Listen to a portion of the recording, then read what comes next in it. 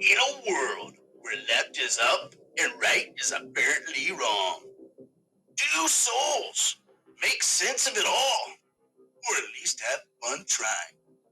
Gear up, friends, for Chicken and the Dog. Welcome to another episode of Chicken the Dog. I am the dog, and with me, as always, is the guy that you'll never see wearing a G string, the chicken. What up, dog? I won't wear anything with a G on it. Whoa, whoa! Not that there's anything wrong with that. My Oh, dad, there's a my lot wrong with that. my dad wore G strings. I'm just playing. Hey, whatever. All right, guys. Look, man. Again, welcome. This is a very, very exciting and an anticipated show we've been looking forward to, right? We've got a special guest on the show, Taylor with OTC Kennels, our sponsor. He's on here. We've got some exciting things that we're going to talk about. And look, OTC, these guys have been incredible for this show. They've got a great program going on. So, hey, Taylor, real quick, man, let me ask you a question. Why did you choose to be part of this show? Well, I tell you, with you guys having an up and coming podcast and the way that podcast is trending right now, it was something I definitely wanted to get to be a part of. The Chicken and the Dog are two states and two college teams that are close and dear to my heart, and I like what you guys have going on, man. I like the trajectory. I feel like it's going to be a really big thing. Chicken and the Dog is going to be a family household name when it's all said and done.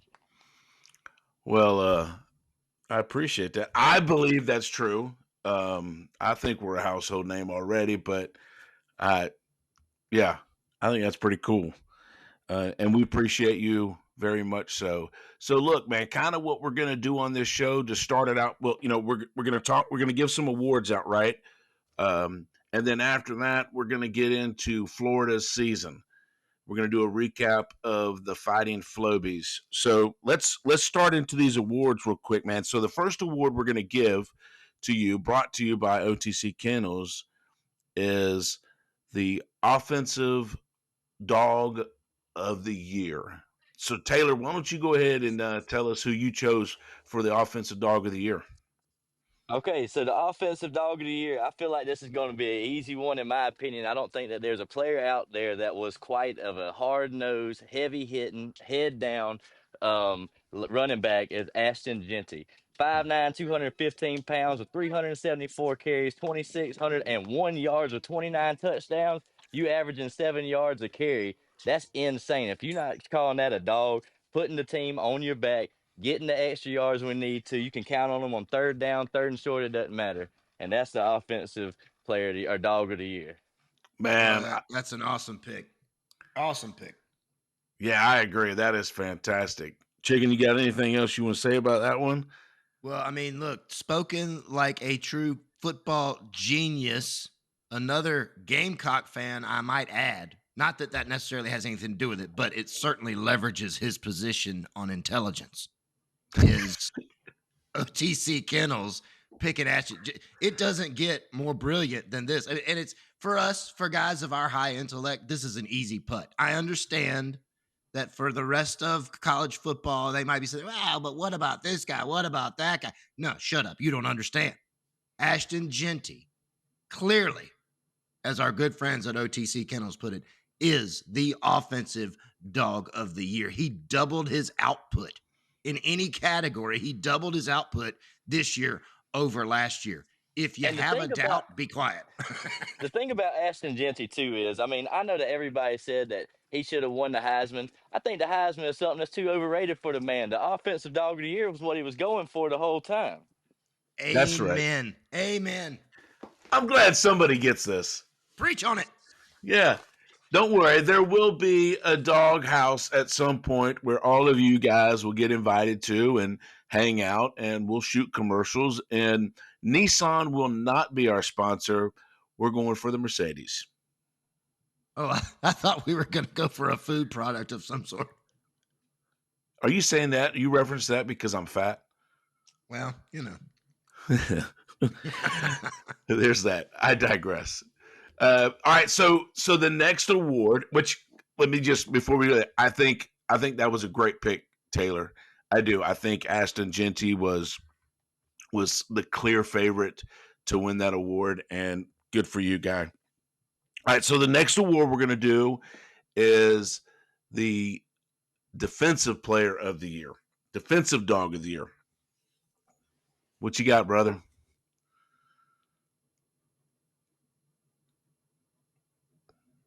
Uh-oh. Hey, I'm sorry about that. I got disconnected for about 2 seconds. So the defensive player of the year, I think, is going to be Kyle Kennard. That's my guy, man. Defensive edge rusher, comes from Georgia Tech. I mean, he's had 4 good seasons at Georgia Tech. I mean, at the first year there, he wasn't too special. He only had 5 solo tackles, 2 assists. 2021 definitely improved. 2022, 2023, he made huge strides. 2023, he was 53 total tackles, solo tackles was 32. This year with South Carolina, he was an unstoppable force. Every single time that you got into a crunch time situation, you seen Kyle Kennard making plays. I did see a lot of times this year they were getting his name mixed up with Dylan Stewart. I think that was trying to bring up the freshman. But really, if you look at who was the guy, who was the one getting in the backfield, making the plays happen, making everything happen whenever you needed that stop on third down to get your team, your offense back on the field, it was Kyle Kennard. Another amazing pick by a true football genius, legendary intellect.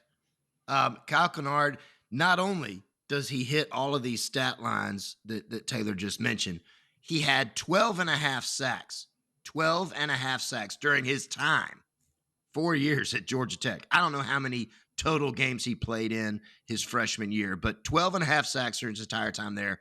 As a Gamecock in one season, he had 11 and a half sacks. And to kind of piggyback on what Taylor was saying, not only does he have those raw trackable numbers with the sacks, with the solo tackles, but think about all the times that he's in the backfield causing those pressures. Maybe those plays result in a sack for Dylan Stewart. Maybe those plays don't result in a sack at all. Maybe they result in, I don't know, an interception that's returned for a touchdown against LSU, right? Like, so this guy is truly an impact player, no doubt about it.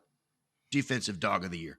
And let me add this too. Every single time that you seen the quarterback getting flustered and moving out the pocket, you saw number 5 on his tail. He was the one that was chasing him outside the pocket, forcing the passes, forcing the quarterback to make a decision when whether he was ready or not. And you see all that very, very prevalent whenever they played like Missouri, when they played Alabama. It didn't matter the caliber of the team that they played. He rose to the occasion. For somebody to come from the ACC, Georgia Tech, which I'm not saying that they are a lower grade. I'm just saying that the production of the NFL prospects that go to the NFL from the SEC and the ACC are 2 totally different people. I mean, it's a different caliber that you're playing when you play these SEC schools day in and day out. And for Kyle Kennard to be able to put that pressure on the quarterback, be in the backfield every time, and do that at an SEC and elite level, I mean, that's insane. Yeah. I mean, look, what do you expect out of a guy that has been in college, playing college football for 13 years? I mean, he came in the year after Stetson Bennett, so I mean, it's to be expected. It's just so sad that they don't teach math in Athens. If all you gotta do is point and count out loud. Say it with me. 1, 2. He's 5 years. 5.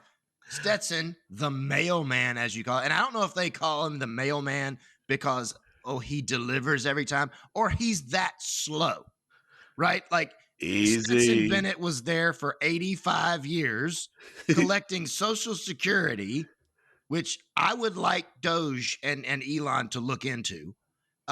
So he's there doing all these things, and he's the mailman. He's better than all these college players because he's older than they are. Kyle Kennard did this amongst his peers. Folks, do you see how easy it is to get the chicken a little, ruffle his feathers a little bit? It's pretty easy, and it's very entertaining for me, as I'm sure it is for you. But in all honesty, I think Kyle Kennard for the South Carolina Gamecocks as the OTC defensive dog of the year was a fantastic pick. I do. I mean, the guy was really top notch, and so as much as I like to make fun of you guys and pick on y'all, I think it's a fantastic pick and well deserved. Great pick. All right, so now the Drum final roll, please. the The moment, final award the is going moment to we've go. all been waiting for. Oh yeah, I'm sure is the dog of the year. Taylor, The dog tell of the us. year. He's number one. He's 6'2", 223 from West Columbia, Texas. I'm talking Cam Ward from the Miami Hurricanes. 4,313 passing yards, 39 touchdowns, with 7 interceptions, and an 88.7 QBR in 2024. If you tell me the last quarterback that had stats like that whenever they were transferred the first year at a new school without being with the players for longer than just 1 year, the guy came in during the spring, did what he had to, did the summer workouts, made the camaraderie with this team and his wide receivers, and then put up stats like that. That type of quarterback, that type of action, when they needed somebody to come through, whether it be late in the fourth quarter to step up and make the game happen, put the team on his back, dog of the year, Cam Ward. Absolutely. Great pick. Another genius pick.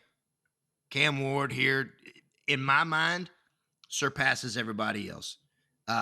Maybe he's not the quarterback that you want in going into the NFL draft. But when we're talking about your dog of the year, we're talking about college football people. When you're talking about the quarterback that made the biggest overall impact on his team, it's Cam Ward, hands down. There's no argument anywhere else. I don't think there's an argument anywhere else for the offensive player that made as big an impact total across the entire 12-game regular season as Cam Ward. Yeah, and look, man, there's two. I'm sitting there, sitting back and listening to you guys and listening to these picks, and a couple things came to my mind. First and foremost, what I love about, yes, we are SEC guys. That is kind of how we cater this show, is to SEC football. Lean heavy towards Georgia and Carolina, of course, because those are our schools of choice. But 3 out of these players that we picked today were not in it. One was Mountain West and one was ACC. So for all you people that listening to us and are going to say, well, they're just SEC guys. They just, they always cater to SEC. Shut up. We picked 2 other players that were not part of the SEC because it's the facts. It's what's laid out there. Cam Ward, man, Miami was as good as Miami was because of that young man. I know, Chicken, you say this all the time, and apparently you could tell that Taylor likes to listen to the show too, where he uses the phrase, he puts his team on his back. And this man did it almost every game that he played. He was the guy, he was the force behind the wrecking ball of the Miami Hurricanes. Fantastic. The other thing that got me thinking is, man, Carson Beck's got some big shoes to fill, man. This upcoming season at Miami, and maybe he does, maybe he doesn't. I think it's going to be very interesting to see if he can, if that torch gets passed and Carson Beck's able to hang on to it. I agree. I think that Carson Beck is going to do well at Miami, and I don't want to get too far afield from what we're talking about here. I want to give Cam his due. I think Beck will do well at Miami. I think that he'll keep them in the hunt in the ACC again next year. However, I don't think that Carson Beck showed us anything this past season through his entire framework of work that rivals Cam Ward at all. At all. And we look at, and I just mentioned, we look at the 12-game season that Cam had. As much as I didn't like it, look at the impact that Cam Ward had by not playing in the entire bowl game against Indiana State or Iowa State, excuse me. Look at that. They lose. They lose by 1. Why? Wow. Because Cam Ward got the number he wanted to hit, whatever. And he says, that's it. My hurricane is over. I've weathered the storm. I'm out. I'm moving on to the next thing in my life, which is the NFL draft. That's the impact that this guy had. In my mind, as much as I don't like it, it really adds to the foundation of this is your overall dog of the year. Because by his not being there, they lose to a team that they had no business losing to. Wow, that's a really good point, man. Yeah, and you and I've talked about that on previous shows about him not finishing out that game and several other players throughout college football. But yeah, look at the impact that it had. They would have won a bowl game. Miami would have won that bowl game if he probably would have stayed in. So look, all three picks, Taylor, fantastic. Look, before we move on to Florida and start talking about their season, look, there's one thing, and I don't know if you was going to ask this, not a chicken, but I'll go ahead and do it since I'm got the microphone and my mouth is moving. But tell us a little bit about OTC Kennels, man. I want to know what you guys are doing there. What sets you apart from the rest? So the thing with us, man, we specialize in bulldog breeds. Not all of them, because we don't do English bulldogs, but French bulldogs and American bullies. What makes us different is we offer a variety of sizes. We offer a pocket size, which goes up to 15 inches. We got a micro size that's around 10 to 12 inches tall, and we got a nano size that goes down to below 8 inches tall. We show dogs heavily.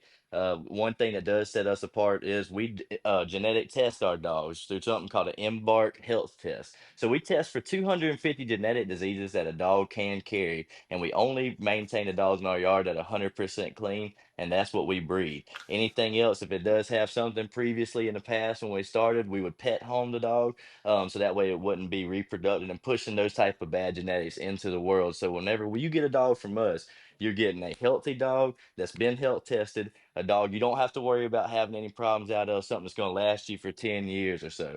Another thing about it is the temperament, man. Temperament is key. And with people having young kids, families, you want to be able to take your dog somewhere. You want to be able to socialize it. You don't want to have that problem or that fear of them biting another dog or a person or a kid in the face. So temperament, we breed for temperament, structure. When we first got in this dog game in 2021, we started showing our dogs, and we quickly made the ranks. Our female that we had, she championed out in 6 months, so she's titled with a champion title, and she's really carried the team on her back. We've done a lot of work, as I'm a South Carolina fan, with South Carolina football players, athletes that go there for the basketball team. We have dogs in Poland, Spain. Well, a guy from Ole Miss had bought a dog from us, and all across the country. We'll be delivering some this month to Miami, to Detroit, and to St. Louis, Missouri. So that's what we do. You can find us anywhere, any social media page at OTC Kennels and the number 20. I don't think that there's a better connection between sponsorship and segment than OTC Kennels, because you're talking about a championship company giving out awards to championship players. Yeah, I think, yeah, and Taylor, again, thank you for investing and trying to be and being part of Chicken and the Dog, and the things that you just said and how you promoted your company and what you guys are doing, man, is just, no pun intended, it's off the chain, man. That's Yes, sir. really I really appreciate that, cool. man. I appreciate it. We offer any services, that if you guys ever have any dogs or need anything done, we sell antibiotics that we need to. I do progesterone testing. I do sell dewormer. We do ultrasound. So A to Z. If it's something that's related to a dog, we do it in-house. Basic obedience training, show training. And so just to be able to be a part of the Chicken and Dog was very, very big for us. I'm a huge fan of podcasting. I'm a huge fan of sports, and following both of those throughout the years. Whenever I was introduced to you guys' show and heard what it was about, out, it was just eating at me to want to become any type of way to be a part of it, just because of the trajectory that I seen you guys making. And as I said, us coming from a winning team, having the championship stuff in our background, that's what we look whenever we try to incorporate new opportunities. And with you guys having such a championships caliber show, I mean, this is a top-notch show, man. This is something that's really going to be huge, huge one day. And hopefully we'll be able to continue working together. And like I said, I just really appreciate the opportunity. Absolutely. We'll see if we can't get Bryson to get your contact information out there, your social media channels, so that anybody that's listening that's interested can definitely get a hold of you. Absolutely. I sure appreciate y'all. Yeah, we'll put everything in the bio. Okay, look, guys, now and look, Taylor, we want you to stay on this show, man. Through the rest of this segment, man, and give your inputs as we start talking about the Florida Gators. So look, we're gonna go right into Florida season. This as a lot of y'all know, man, we like to give nicknames to a lot of these teams out there, and we call the Florida Gators the Fighting Flobies. And for anybody that's not a Gen Xer, that's older, which I'm assuming there's two people on here that is not a Gen X. Let me explain to you what a Floby is. Uh, a Floby is an attachment that was designed in the 1980s to fit on the end of a vacuum cleaner to give people a haircut. The problem was it was all the same length hair. So if you look at Billy Napier with his Floby hairstyle, that's where it came up. And look, man, going to school, I'm sure the chicken can go. Well, I don't know if he'll be able to remember back that far or not. But if he remembers back that far, man, when we were in school, you can tell who had the Floby cuts and who did not. You definitely could tell, and it was sad when you would look at someone who had been to Fantastic Sam's, your great clips of the day, and recognize them as having a more stylish do than the Floby kid. Yeah. So the Fighting Flobies, the Gators, the Florida Gators, their season, guys, started out a little crazy. And look, I'm going to run through the games real fast, and then we'll just really dive in because there's really a lot to talk about. There's a lot of dynamics that happen within this season of Florida. And before I go in there, remember, this was one of the coaches that was on the hot seat at the beginning of the season. And as the season started, we believe the seat got hotter, and we were wondering, when is this guy going to get canned? When is he going to get fired? Is this his last game? But things turn around. There's And only one reason they turned around. well, yeah, and we're going to get to that. Yeah, for sure. That guy helped change it around, and there's no doubt about that. And kudos to the AD and the alums and everybody at the University of Florida for sticking behind their coach.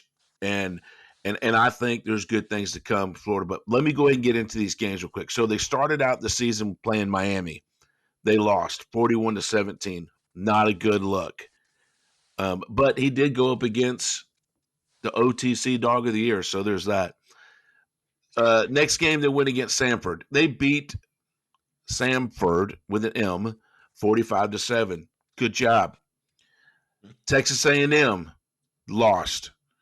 Mississippi State, they won. Who didn't beat them? UCF, they beat UCF.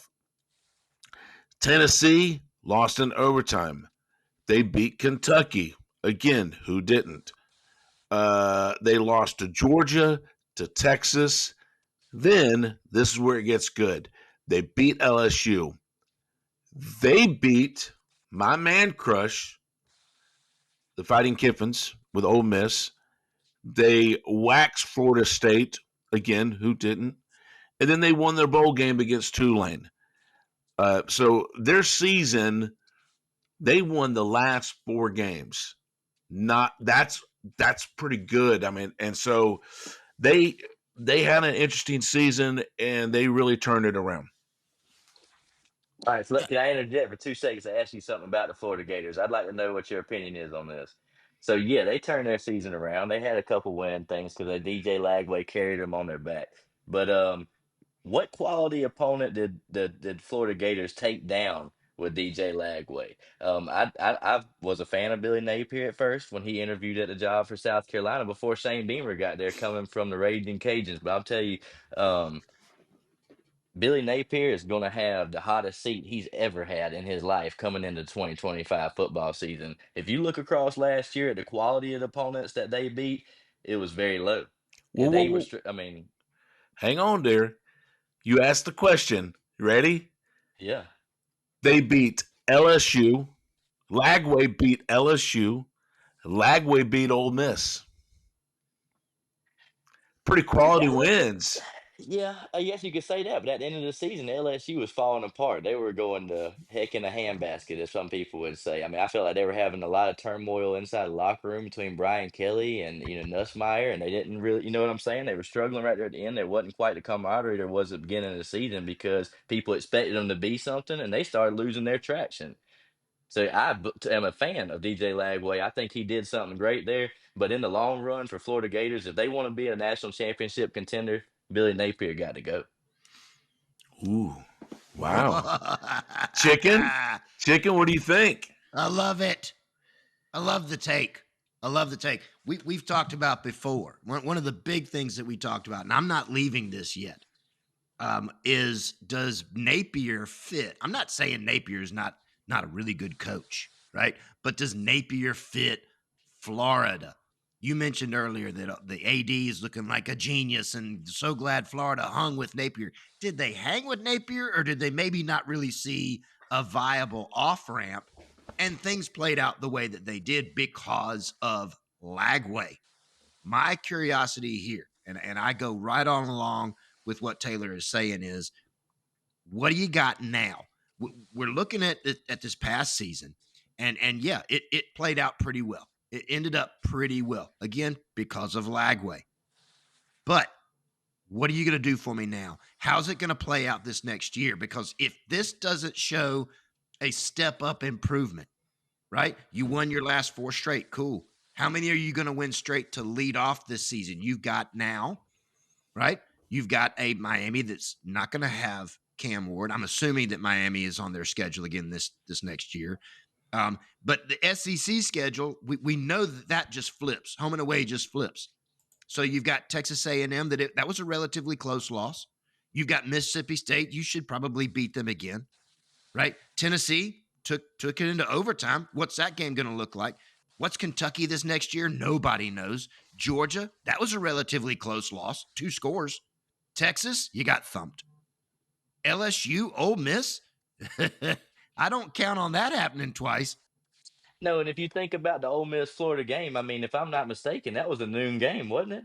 So you're at a noon game in the swamp. You just travel from Mississippi over to Florida. I'm not saying this that it was too big of a drive, but it's just the fact of it. I mean, if you look at the stats, Jackson Dart threw for 323 yards that game, 2 touchdowns. Yeah, he had 2 interceptions. The defense kept him in that game, made a way for Lagway to put the team on his back to carry it out. He should have won the dog of the week that week for carrying his team. But on the flip side of it, you know, that was a fluke. The swamp is one of the hardest places to play. I've been there one day whenever we went and watched South Carolina play Florida. The environment is very, very hostile. They are all about the Florida Gators down there. I mean, it is the swamp. One of the biggest home team advantages whenever you go to play there as a visitor. And to lose 24-17 or to beat 24-17 to Ole Miss, I'd call it a fluke. I don't disagree. And as we talk about this and whether Napier stays, whether Napier ends up getting gone, it came up this past season. Well, what's the buyout? His contract runs through the 2028 season. So there's going to be a buyout question there if they end up having to make that decision. Now, look, maybe they get hot again. I mean, Lagway was a freshman this year. He's coming into this next year with a lot of hype surrounding him. So maybe they stay hot under Lagway and it just kind of carries Napier. But for sure, that swampy atmosphere is creating quite the hot seat. Yeah. Look, and as a Georgia fan for a very long time, Florida Florida was one of those teams that I just did not like. It was like they were my nemesis, man. I couldn't stand them. I couldn't stand the colors, and part of that may have been who was coaching at the throughout those. I like. Don't get me wrong. I like the. Let me. What am I trying to say? You can I say his like. name, Yeah. Steve Spurrier. No. I like. I thought Urban Meyer was a great coach for them. And then you get into the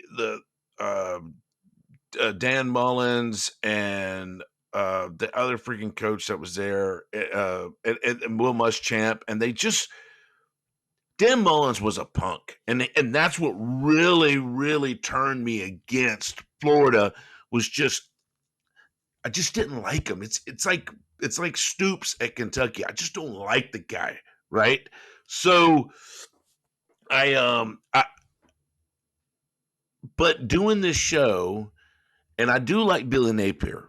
He's a pretty humble guy. Every time he lost, he didn't blame anyone but himself. I'm the leader of the team. It's my fault. I need to do better. I need to do this. I need to do that. And he never was that guy, playing Georgia, coming up against season.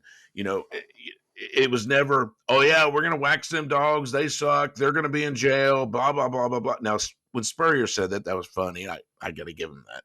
But he just didn't, he was a pretty humble guy. Now, does that make him win championships?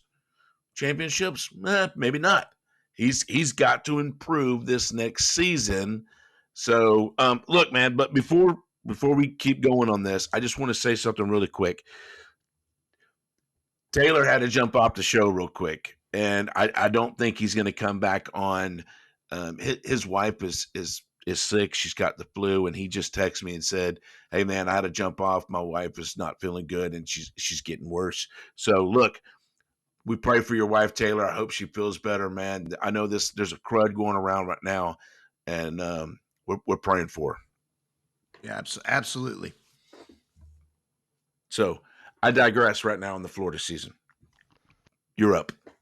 I don't disagree, and like I've said, it doesn't necessarily translate into wins and losses, but you can't simply overlook the dynamic that exists between the coach and the attitude that coach has and the Florida Gators. Maybe B-Dawg can help us out. I don't remember Jim something. I can't remember what that coach's name. McElwain. There you go.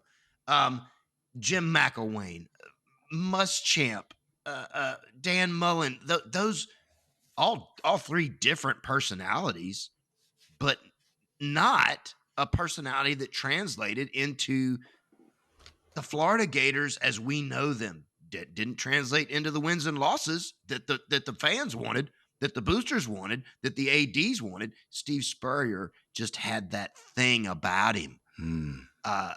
Urban Meyer just had that thing about him. They weren't identical. But they both had that unique aspect about their personalities that meshed with the Florida Gators.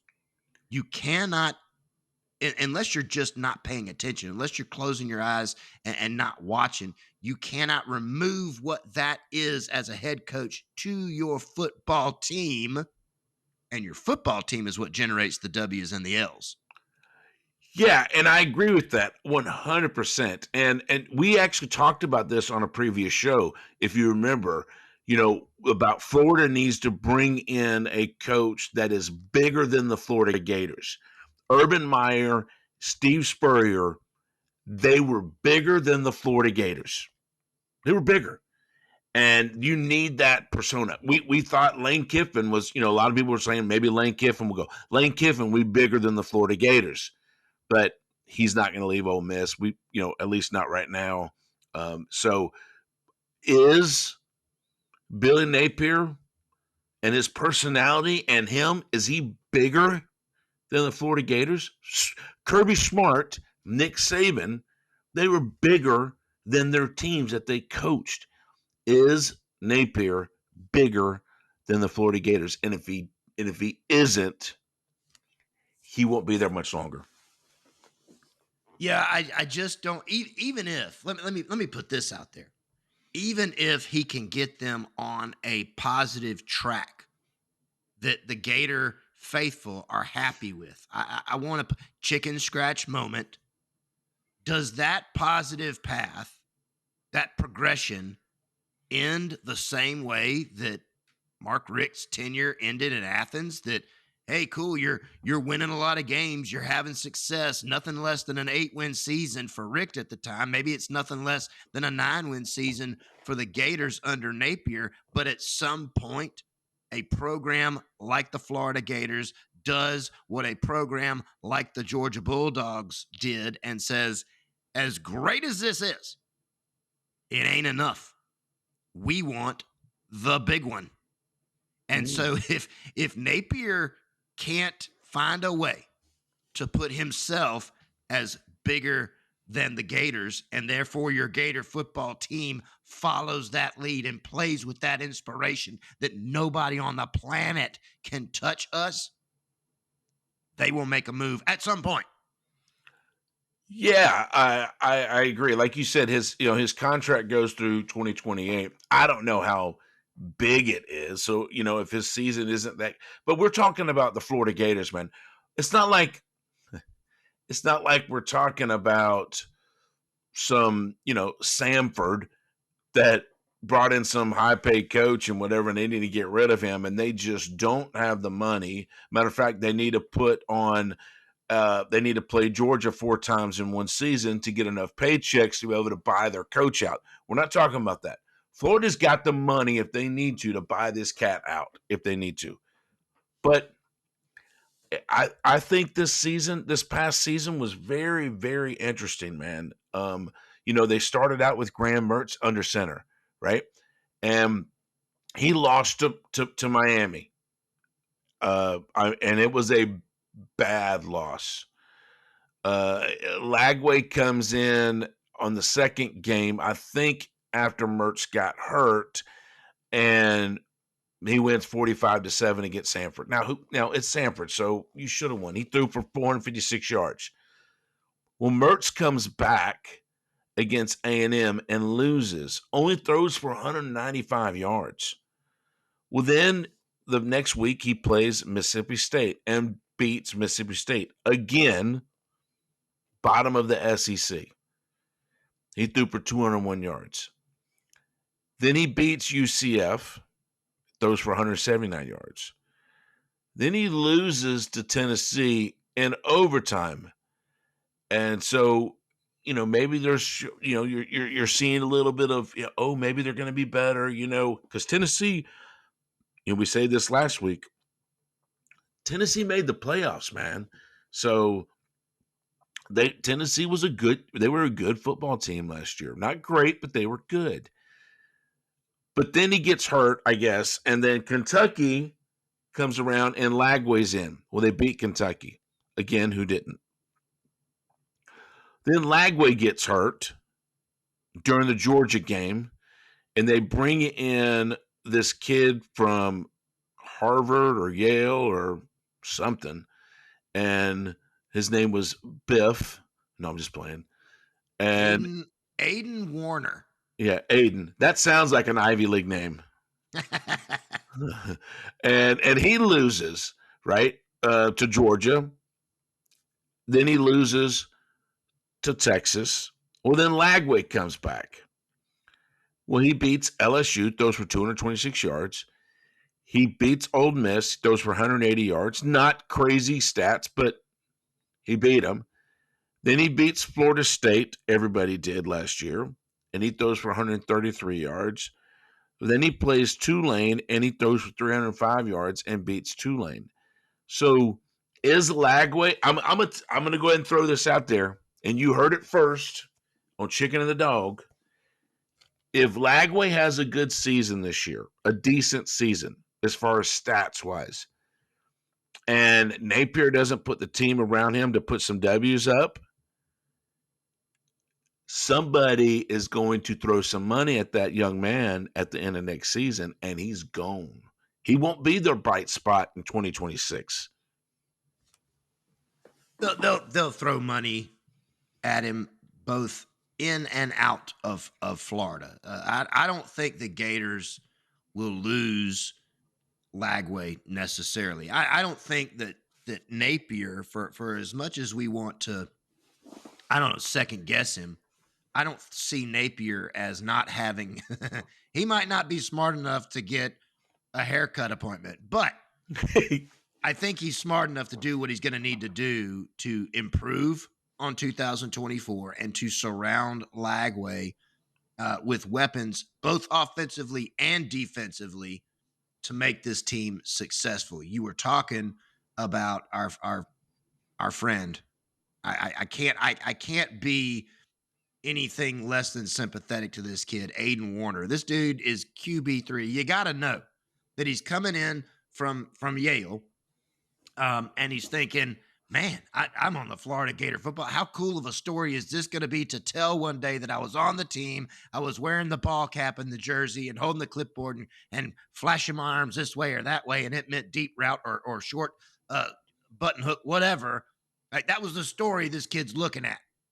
And then they're like, Aiden, it doesn't look like DJ's coming back this game anyway. We're going to need you to find your helmet, assuming you brought it today, and go in there. I mean, the poor kid, 21 of 50 for 228 yards, 0 touchdowns, 3 interceptions. I remember watching him and just feeling so bad for the guy. Because you wanted in your heart, you wanted that story of maybe not that it translated into a win, but you wanted him to at least keep them competitive. Man, he looks good for a third string quarterback. No, he did not. But all of that said, the giant ocean of discrepancy in talent between DJ Lagway and Aiden Warner. Don't look to see Aiden Warner strapping up this next season for the Florida Gators. Is he still on the team? I don't know. Quite frankly, I don't care. But they are going to build around Lagway to fill out that team in the QB room, in the running back room, in the wide receiver room. Pick a room. Graham Mertz is gone. He's declared that he's going to go to the draft. So they are going to build around Lagway. If they don't, then I don't care what the buyout is, $7.2 million per year over the remainder of his contract, whatever. They will find a way to raise and spend that money to bring somebody that will, because the Florida Gators, as a school, as a university, cannot afford to lose DJ Lagway. The Jordan sponsorship that they've got cannot afford to lose DJ Lagway. No, not at all. But and maybe it's not so much about the money that would lure Lagway away from the Florida Gators. It's also going to be, these kids that are playing in football, especially a Lagway.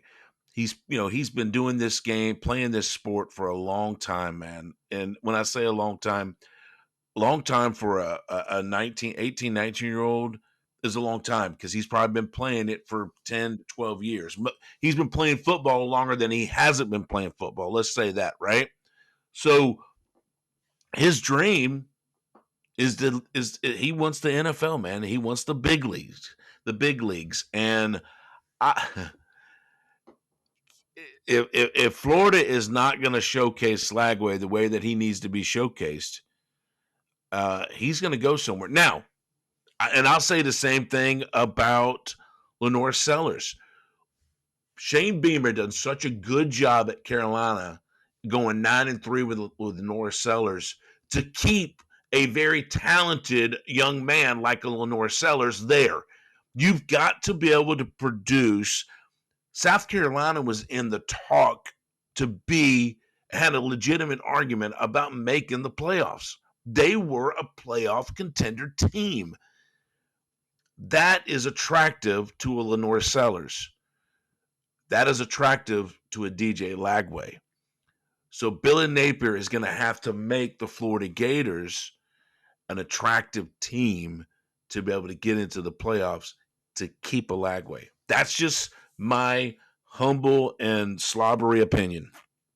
Well, and I'll build on that with a little more intelligence. Thanks, buddy. If South Carolina, let's just stay on that track. I love talking about South Carolina football for obvious reasons, but they bring about some examples of what not to do. If you look back at not so ancient history, South Carolina brought in a young quarterback out of the state of Florida, Anthony Wright, who was phenomenal, who at the time was going to be the next Charlie Ward. Kids, if you need to research that for a minute, I'll pause. And your time is up. He won the Heisman Trophy at Florida State during the Bobby Bowden era. Florida State was unstoppable. So was Charlie Ward. Anthony Wright comes into the University of South Carolina. He's going to be that next guy. Why didn't it translate? He went to the NFL and had a very successful career as an NFL player. In fact, he had a stint there where he was the starter at your Dallas Cowboys. But why didn't it translate to that during his time at the University of South Carolina? The reason, in my not so humble opinion, is he was not surrounded with the talent that a Lenoris Sellers has. You get 2 chicken scratch moments in this episode. Wow. They connect Lenore Sellers and DJ Lagway.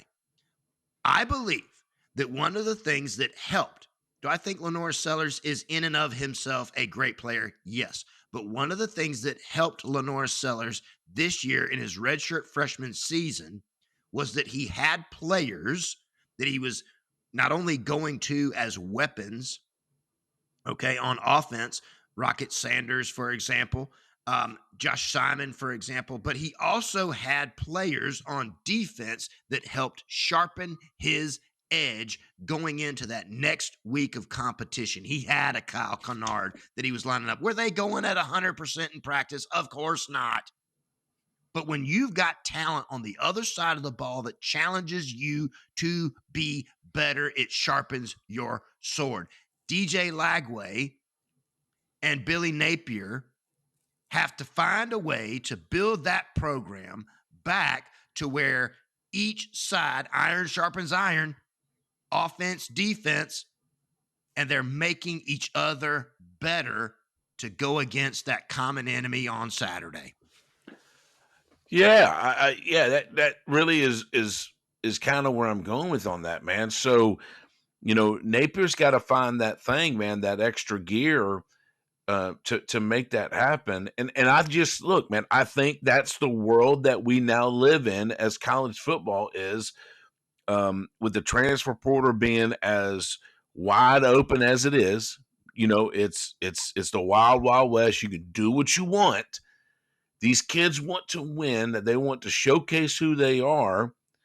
And Shane Beamer has done a great job at Carolina to put the team, the defense, and the offensive weapons around Lenore Sellers to keep Lenore Sellers there. Napier's got to do the same thing with Lagway, or you're going to see both of them gone. Both of them. I think it looks like Napier's got probably about a $30 million buyout to get out, somewhere in there. So, I mean, I'm not saying that that's chump change, but compare that to Jimbo Fisher's buyout. Yeah, that's pretty easy. If Jimbo's was like 70 something million. That's what you make in a year, right, chicken? Only in my dreams. Yeah, you have to be willing to pull the trigger faster than you did in years prior because transfer portal, NIL has changed everything. It's becoming the not so wild west. I think programs are starting to get a better handle on this. I think coaches like Shane Beamer, like Lane Kiffin, like Kirby Smart, and now jumping on the bandwagon, Dabo Sweeney, are starting to get involved with and understand that we're in a new era. It doesn't matter how much we miss the old one, we are where we are, and they're figuring out how to work with it. Can Billy Napier be one of those coaches that almost gives his team a facelift in the offseason? We got a list from our very talented young producer of players from Florida that are going into the NFL draft. And it's too much to go through right now, along with the players that have declared for the portal. That happens everywhere, every year now. And these coaches have got to be able to adjust on the fly and figure out, okay, what do I need to do here? What do I need to do at this position? How do I improve that position? And like I was just saying, what players do I need to bring in on both sides of the ball that help build each other up? Because that's what's going to lead to success in the modern era of college football. You can't just be awesome on paper offensively. You've got to have it on both sides of the football. Yeah, I mean, we're used to players. These coaches. College football was used to players graduating in 4, sometimes 5 years, and so that's kind of why we love the sport, is because it's a revolving door of players. You get these kids out of high school, and you're pumped about this kid, this 5-star out of blah blah blah, Florida or whatever, and you're excited. They may not play a whole lot depending on the position, may not play a whole lot as a true freshman, but you see them on the sidelines, you're excited for them, and they're there for 3 or 4 years and 5 years, and then they move on. Well, now you have 2 revolving doors. You have the NFL draft that's going to take the players from your team. Then you've got the portal that's going to take players from your team. So I think you're right. I mean, I think if and I promise you, I'm not wearing my Kiffin hat right now, like a Swifty hat. What about your undershirt? Okay, maybe that's on. I thought so. But we'll leave that alone. But I think everybody needs to take lessons from a Lane Kiffin on how to use this thing. He's, in my opinion, one of the best. I mean, I think Kirby's done a good job, and I think the Shane Beamers of the world they're starting to come around and really understand this portal, and they need to. Napier needs to make sure that he's looking at this portal and really trying to do something. Or their season, they do. I did look it up. They do play Miami next year. So that is going to be tough, man. They have a rough season next year. There's no doubt about that. Well, and one of the other things that I wanted to get to, and I'll touch on real quick because I know we're getting long on time, is in years past, before the advent of what we see now as football with the portal and NIL, a coach had a minimum tenure of 4 to 5 years, because without these other advents of transfer and NIL, who could pay this guy more, you had to rely exclusively on the relationships that a head coach had built or was building in the recruiting highway. This coach was good here, this coach was good here, blah blah blah blah. And so you were limited in the ability to make quick decisions to positively affect your program. Now, if you got the right coach in there, then it was awesome. You let them build 5 years, turned into 10, turned into 15, turned into that unstoppable program of a Florida at the time, right? Like, who was going to out recruit Steve Spurrier? Apparently nobody, right? Who was going to out recruit Nebraska in the 90s, in the early 90s? Nobody. because they had entrenched themselves. There was no NIL. There was no other factor other than recruiting relationships. Now, all of that has changed. And so instead of bringing in, I don't know, Brad Scott, the offensive coordinator from Florida State at the time, who looked awesome on paper, had one good season, and then became a giant turd and became, in my opinion, nicknamed Brad Not. You're not bound by that contract anymore. You can make adjustments on the fly. And if the Flowbee can't be more than the Flowbee to Florida, they'll make that change. You Oh, don't they you don't will. have to sit and wait anymore. If he can't show I can work the portal and I can bring in the right people, oh, they'll make that change. Oh yeah, I agree. They everybody kept saying that Florida's got one of the toughest schedules in college football in 2024 season, and they did. They had a rough schedule. Well, that schedule is the same for 2025. And so they have a rough schedule. They're going to have to play in Miami with Carson, a new quarterback. That could be different. A&M is going to be better. They'll still beat Mississippi State. Tennessee, with Nico coming back, good luck. Tennessee's going to be better. You'll beat Kentucky just because I don't like Stoops. Georgia, not happening. Texas, you got the Manning kid, right? Not happening. You're not going to beat the Lane train 2 years in a row. It's not going to happen. Lane Kiffin's going to rebuild. LSU, and I'll just say it. I think LSU next year might be the most dangerous team in the SEC. Their quarterback is sick, and I think they're going to be very, very, very dangerous. So, I mean, I guess you could say they don't have to play Alabama or South Carolina. So good job, Florida. That could be a bright spot for you. But man, yeah, you've got a long season, man, ahead of you, and it's going to be tough. Look, man, I just remembered this because I was thinking earlier, man. I was like, there's something that I wanted to announce when it comes to college football in the world and what we talk about before I ended the show or during the show at some point, and it just hit me. Look, our prayers and our thoughts are going out to Hugh Freeze. It was announced the other day that he's been early diagnosed with prostate cancer. So they think that he's going to do a full recovery. He's still coaching.